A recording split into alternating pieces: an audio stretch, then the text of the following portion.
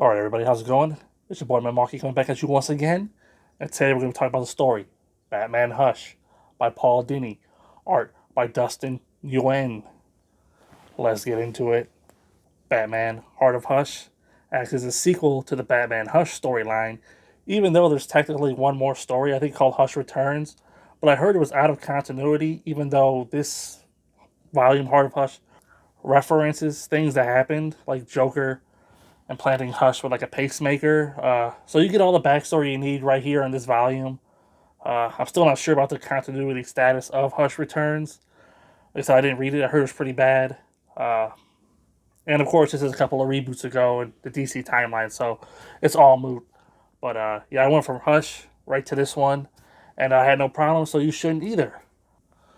Story starts off with a new villain in town. His name is Aesop. He kills people via like fables, like tales, like creative ways like that. Batman is infiltrating his group as a guy with like a hook left hand, and it's another alter ego of Bruce's other than Matches Malone. And, Catwoman, she sees him and she rescues him because he's gonna get killed by lions by Aesop, and she rescues him, and we find out that it's actually Bruce in disguise, and they decide they're gonna team up to take out this new villain who's terrorizing Gotham. From here, we cut to Hush, who's back in town because he heard that this organization, the Black Glove, right? Remember them? Well, they're letting everybody know that they're gonna kill Batman, and Hush he ain't gonna have that because he's gonna be the one to kill his childhood friend, Batman.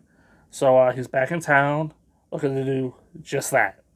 And so, in order to let Batman know that he's back and he's coming for him, it's actually Hush who guns down the new villain Aesop right in front of Batman, and Batman is powerless to stop it. And Hush lets Batman know that he's gonna strike at Batman from a distance. And of course, Batman takes this to mean, oh, Hush is gonna come for Alfred or Nightwing or Robin.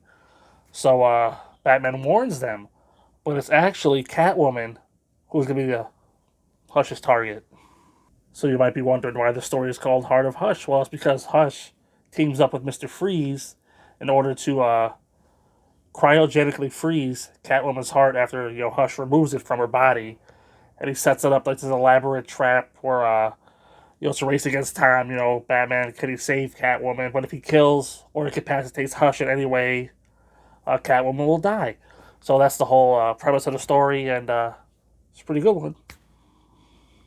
But that's not all that Hush has been up to. You see, since his time away, he's had a lot of plastic surgery on his face. He made himself look like Bruce Wayne because another part of his ultimate plan is to infiltrate the Batcave and take out, Alfred, Nightwing, and Robin under the guise of Bruce Wayne. Shocking nobody, I know, right?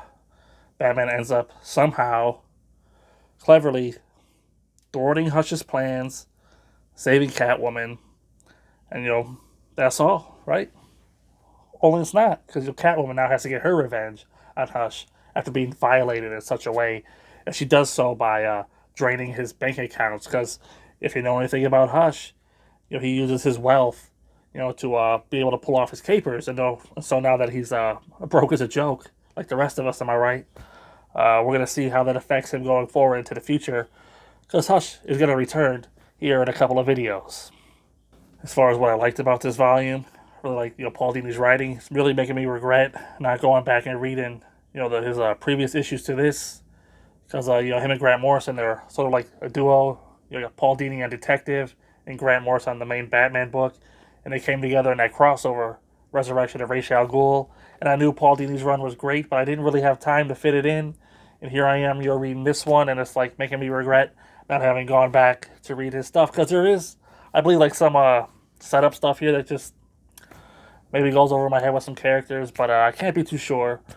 The art by Dustin here is pretty great. It's like very moody art.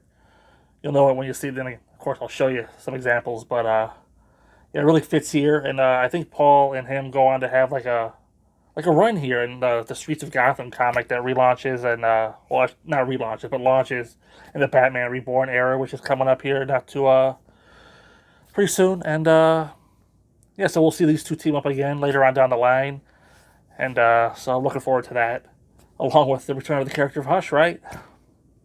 I also really like to be a lot more, backstory here for Thomas Elliot. I'm not sure if it's a slight retcon or not, but I thought that Bruce's parents died before Tommy's, but here it says that Tommy's parents died before Bruce's. Because I always thought that Hush's motivation in killing his own parents to inherit their fortune was because he saw it happen to Bruce first. But he was so upset that only one of his parents died, whereas Bruce's both of them died. So I'm not sure if they're rejiggering the timeline here or if I'm just misremembering.